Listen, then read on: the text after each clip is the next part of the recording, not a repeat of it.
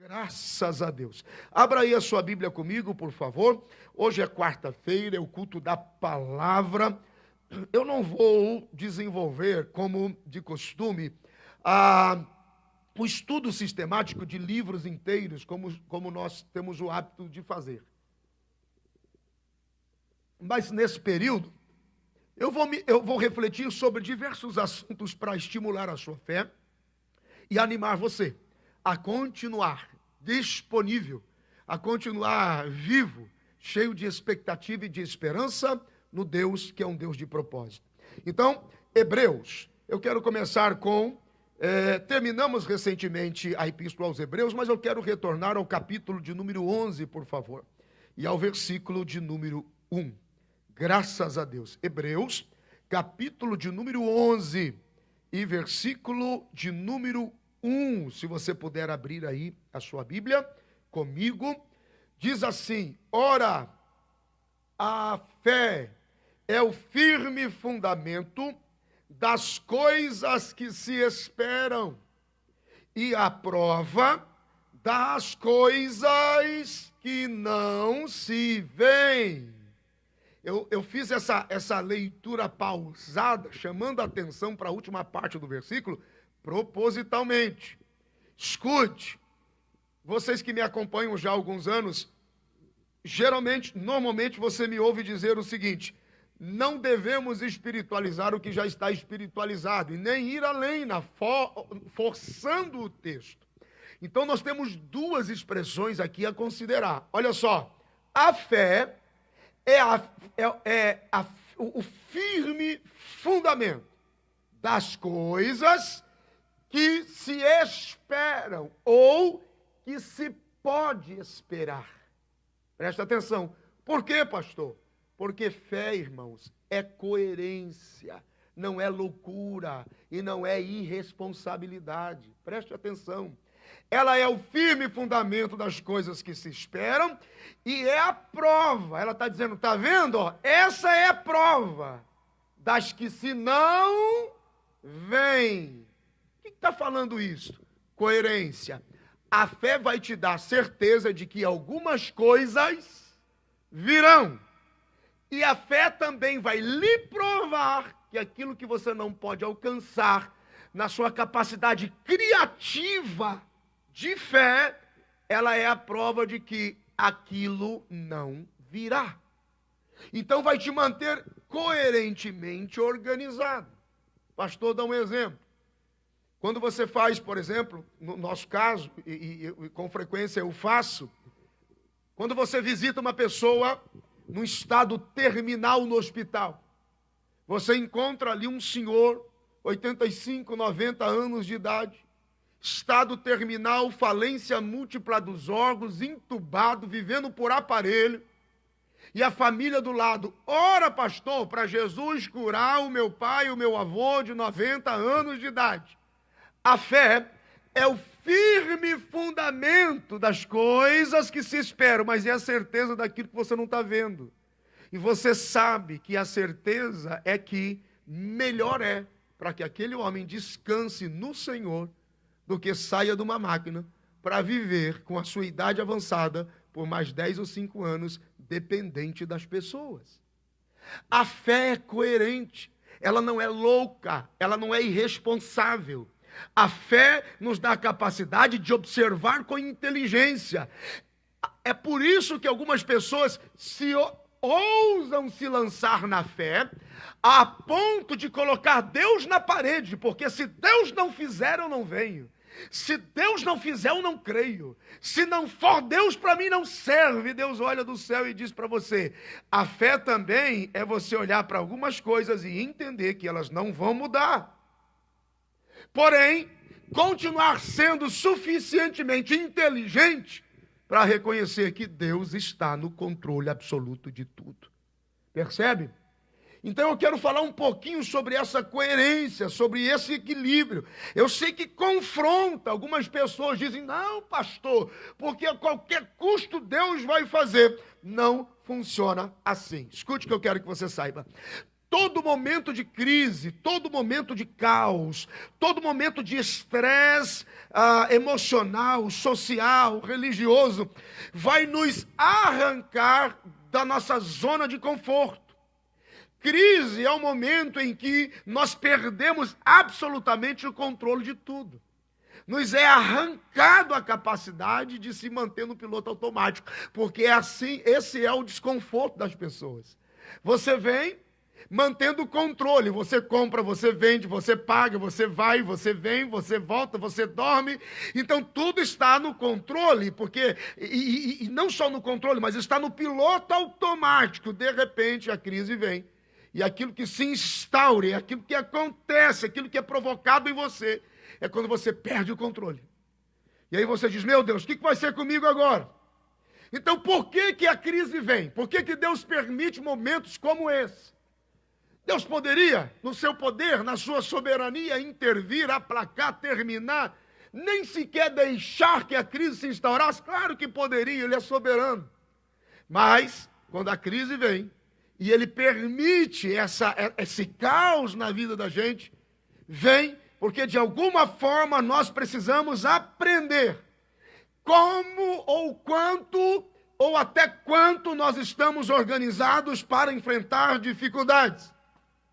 A crise geralmente vem para provar que a gente não tem o controle das coisas, que nós não estamos tão prontos assim para enfrentar dificuldades. Quando a crise vem, nós somos obrigados a buscar novos caminhos. Quando a crise vem, quando a crise se instaura, nós somos desafiados a checar se realmente os nossos relacionamentos são relevantes, têm significado, se alguém se importa com a gente, se a gente se importa com alguém. Crise vem para isso. Crise vem para checar a nossa fé, para ver se a nossa fé é irresponsável ou se a nossa fé é coerente e responsável. Crise vem principalmente para checar junto da igreja se o nosso senso de comunidade realmente existe, ou se nós estamos nos vivendo só por nós mesmos, cuidando só do nosso nariz. A única coisa que importa é a nossa vida. Eu não quero saber de ninguém, eu quero ninguém se envolvendo comigo. Percebe? Nós somos confrontados em momentos de crise. O Hebreus, no capítulo 11, versículo 1, eu falo sobre as 3 grandes mentiras, que eu conecto com Gênesis 3. Vocês se lembram das 3 grandes mentiras que Satanás tentou colocar, estabelecer lá no jardim? Que o homem pode garantir a vida eterna independente de Deus. Que o homem pode se responsabilizar em conhecer tudo independente de Deus, que é aqui que entram os feiticeiros, que é aqui que entram os manipuladores da fé, os bruxos e os falsos profetas. Então, as 3 grandes mentiras de Satanás que querem comprometer a nossa estabilidade de fé genuína em Deus. Primeiro, aqueles que confrontam as circunstâncias. Não, você pode se manter protegido e até se manter imune, independente de Deus. Não, a crise vem para dizer que você não está imune, você precisa de Deus. Mas por que Deus não me mostrou? Por que eu não pude saber o bem e o mal? Porque aqueles que querem confrontar ou diminuir ou nos desacreditar na fé, acham que podem dominar. Gente, profetas não sabem tudo, meu pai. Há uma especulação, há uma manipulação por trás de tudo isso. Percebe? Tem coisas que Deus não quer que você saiba.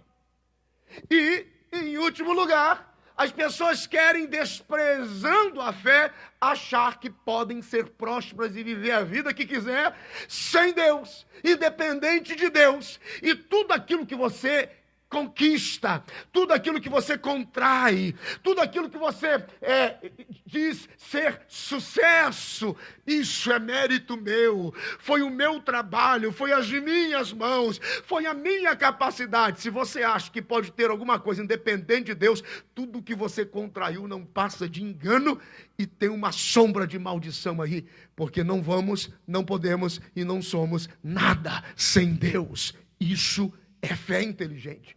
reconhecer de onde vem o controle e de onde vem e aonde está todas as coisas. É por isso, minha gente, que a fé, ela não é uma blindagem. A fé não constrói em torno de nós uma blindagem particular, uma blindagem pessoal. A fé não nos imuniza. É por isso que tem crente e não crente sendo contagiado por vírus. Aquilo que está sofrendo o ímpio, está sofrendo o justo. A diferença é a fé, aonde ele crê, em que ele crê, em que na verdade e aonde na verdade está o seu coração. Agora não pense que porque você crê pela fé, o que é crer pela fé? Crer segundo a palavra de Deus. Mas muitas vezes você e eu somos pegos de surpresa, como por exemplo nessa crise. Por quê? Porque fé não é uma capa de imunização, ou de proteção, ou de privilégio. Você não consegue ter, assim, essa disposição para prever as coisas. Percebe? Nós somos envolvidos em momentos como esse, porque somos desafiados a observar pela palavra de Deus se o que nós temos é realmente uma esperança viva em Deus, ou apenas uma ideia de que a gente ainda controla as coisas, ou tudo está no controle da gente. Percebe? De alguma forma, a fé inteligente nos ajuda a prever as circunstâncias. Porque a fé é efetiva quando o caos se instaura. Se você, presta atenção, irmão, isto que é fé. Se você está na praia, vai tomar um barco para sair e dar uma volta de barco no mar. Mas você olha de longe e vê que o tempo mudou e se aproxima uma tempestade, a fé é a certeza daquilo que não se vê. Eu não vejo condições de continuar navegando no meio dessa tempestade, então eu vou ficar com meu barco aqui. A fé irresponsável é você dizer, vamos para o mar, se a tempestade vir, que Deus nos livre. Isso é tentar a Deus. Aqui que está a diferença. A fé é inteligente. Ela nos dá essa capacidade de olhar a circunstância lá na frente. Se você está prevendo, se você está organizado de forma inteligente, e você está levando a sua família, e você visualiza no horizonte uma crise, uma instabilidade, uma tempestade que vem, é diferente quando você está num dia de sol, navegando no seu barco, e o tempo fecha. E foge do seu controle, foge da sua capacidade de prever a circunstância. Então, a tempestade vem. E quando a tempestade vem, ali, naquele caos, é que você se ergue em fé. E diz, Deus, o Senhor me trouxe aqui e essa tempestade me pegou de surpresa. E aqui entra o segredo da segurança. A Bíblia diz no livro do profeta Naum, capítulo 1, versículo 3, Deus faz o seu caminho na tormenta.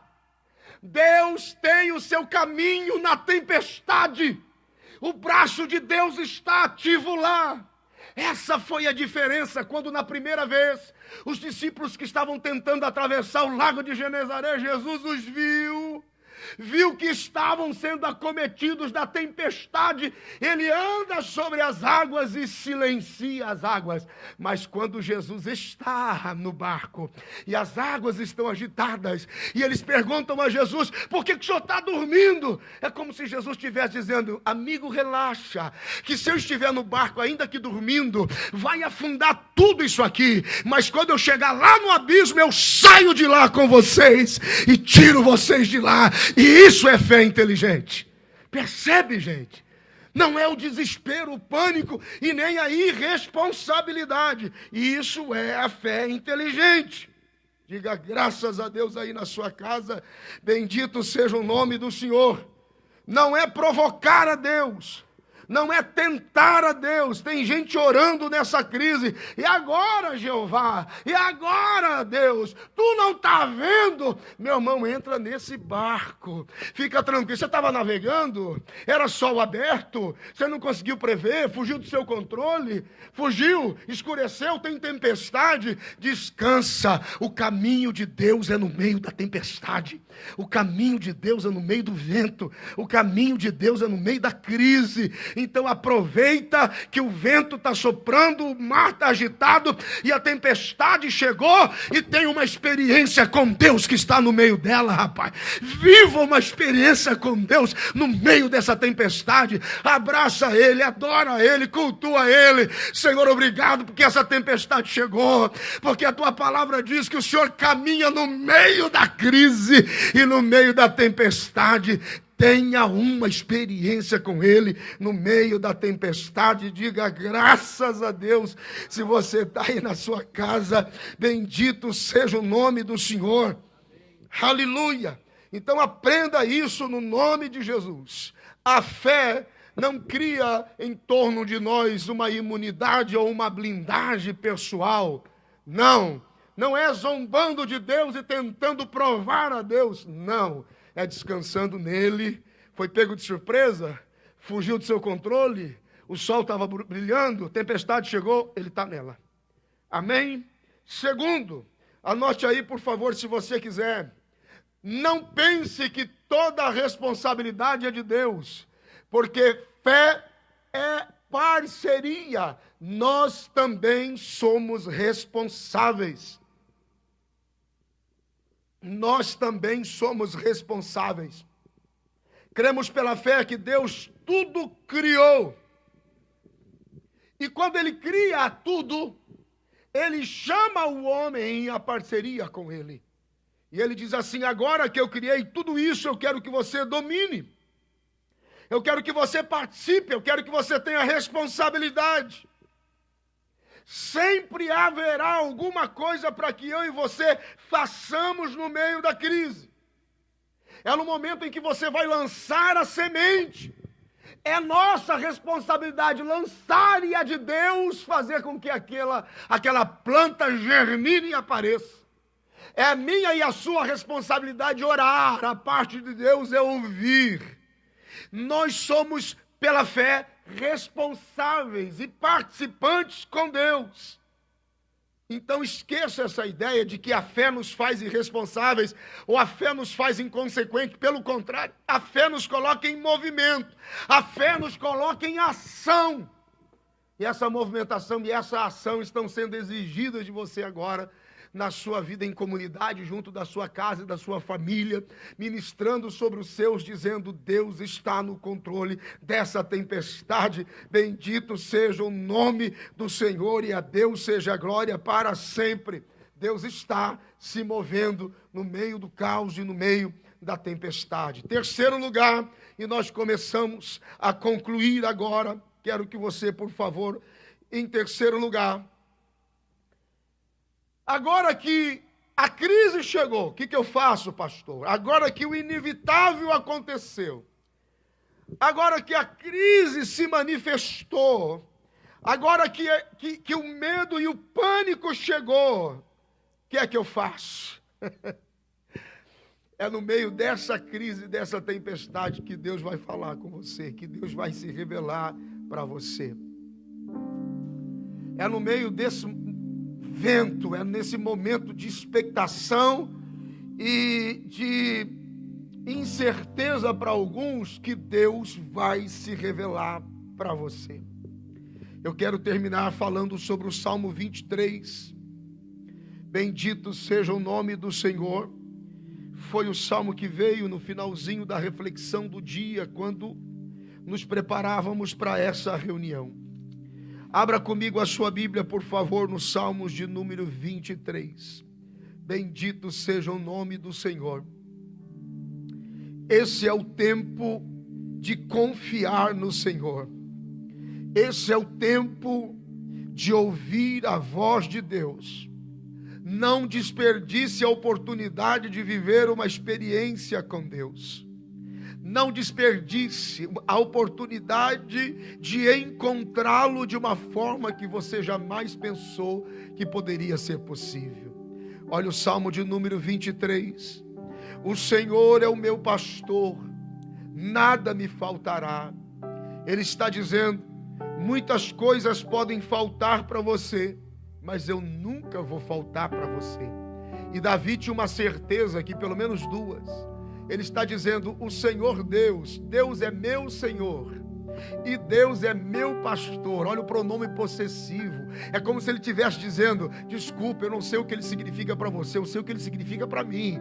Para mim ele é Senhor, e a ele seja a glória em qualquer tempo. E para mim ele é pastor, e se necessário for, ele deixa 99 e vai atrás daquela que está perdida. E todo homem e mulher que tenha certeza de que Deus é Senhor e pastor na sua vida e na sua casa, ele tem uma convicção inabalável. Qual é, pastor? Ele não me faltará. Deus não irá lhe faltar nesses dias. Deus não irá lhe faltar nesta crise, creia. Receba na sua casa aí esta palavra em nome de Jesus. Sinta-se amado por Deus, abraçado por Deus. Você crê, você confia, Ele é Senhor, Ele é pastor, Ele não te faltará nessa crise. Recebe esta palavra e recebe ânimo. Olha o que a Bíblia diz no versículo 2: deitar-me faz em verdes pastos, guia-me mansamente às águas tranquilas, refrigere a minha alma, guia-me pelas veredas da justiça por amor do seu nome. Esses dois versículos aqui, olha o que o versículo 2 está dizendo: ele sabe cuidar de mim com provisão adequada. Toda a movimentação dele comigo, embora a tempestade, vou perceber a mansidão dos seus cuidados e a tranquilidade da sua provisão. Versículo 3, ele conhece o meu limite, ele sabe a minha estrutura física e emocional, ele sabe o que me assusta, o que me abala, o que me coloca em desespero, mas eu vou descansar nas veredas da sua justiça. Isso significa que o nome dele prevalecerá. Ele está dizendo, fica tranquilo, o seu nome pode estar fragilizado e a sua história talvez tenha momentos de tanta dor que você não consegue acreditar que é possível tamanho livramento, mas Deus está dizendo, o amor do meu nome e o meu nome por você trabalhará com justiça. Aleluia! Olha o que a Bíblia diz, versículo 4: ainda que eu andasse pelo vale da sombra da morte, não temeria mal algum, porque tu estás comigo. O caminho dele é na crise, o caminho dele é no vento, o caminho dele é na tempestade, o caminho dele é no nosso pior momento. A tua vara e o teu cajado me consolam. A vara que repreende os inimigos que nos perturbam, e o cajado que nos acolhe e nos livra do meio das tribulações. Ele está dizendo, não importa quão longe você vá, a minha graça está disponível para ir contigo no fundo do poço, só para te trazer de volta para a minha presença, porque Ele é Deus. Preparas uma mesa perante mim, na presença dos meus inimigos, unges a minha cabeça com óleo e o meu cálice transborda. O cálice transbordando fala do coração que conhece Deus, fala do coração grato pelo livramento. Então todo destaque vai fazer transbordar o cálice e colocar sobre a mesa a gratidão. Nesse instante aqui, a memória de Davi está ativa, porque ele está junto da mesa da casa de seu pai Jessé, junto dos seus irmãos, e ele está atônito, porque ele vê que o profeta está de pé, e ninguém se assentaria à mesa enquanto ele não chegasse. Quando ele chega, Samuel toma o vaso de azeite e unge na presença dos seus irmãos, dos seus inimigos, porque muitas vezes os piores inimigos são os inimigos de casa. Fica tranquilo que Deus está te guardando, a saída, o retorno, na casa, no trabalho, Ele vai fazer transbordar o seu coração. E por último, no versículo 6, a Bíblia diz, Essa é a certeza, essa é a convicção que me invade. Certamente que a tua bondade e a tua misericórdia me seguirão todos os dias da minha vida. Ele não está dizendo no começo, ele não está dizendo no meio, ele está dizendo todos os dias. A esperança de Davi é: eu serei novo e eu irei envelhecer com a tua presença, na tua presença, guardado na tua presença. E como gratidão, meu Deus, habitarei na casa do Senhor. Sabe aquele tabernáculo de Davi? Sabe aquela tenda rústica onde a glória de Deus estava? Davi olhava para o palácio, Davi olhava para os ornamentos, para o ouro, para a prata, para os vestimentos. Davi olhava para toda a ostentação real, todos os privilégios, todas as providências. Ele olhava para todo o esplendor do palácio, mas em algum momento ele olhava para aquela tenda de Davi, aquela rústica tenda, e ele dizia: uma coisa pedirei ao Senhor e a buscarei, que eu habite naquela tenda, porque é lá onde a presença de Deus está. Davi está dizendo: eu vou ser novo e vou envelhecer, desejando habitar na casa do Senhor, ou desejando habitar na sua presença. Aleluia! Aí onde você está agora, eu quero que você coloque as duas mãos no seu coração. Aí eu quero abençoar a sua casa. Uma doce presença de Deus. Se eu pudesse te ver aí agora, se eu pudesse estar aí para ver você do lado da sua esposa, segurando a mão dela, abraçando os seus filhos. Aquele rosto que olha e diz para o outro assim: vai ficar tudo bem, sem falar nada, só no olhar. É o sorriso que confirma: tá vendo? Temos uma esperança, resta-nos um repouso.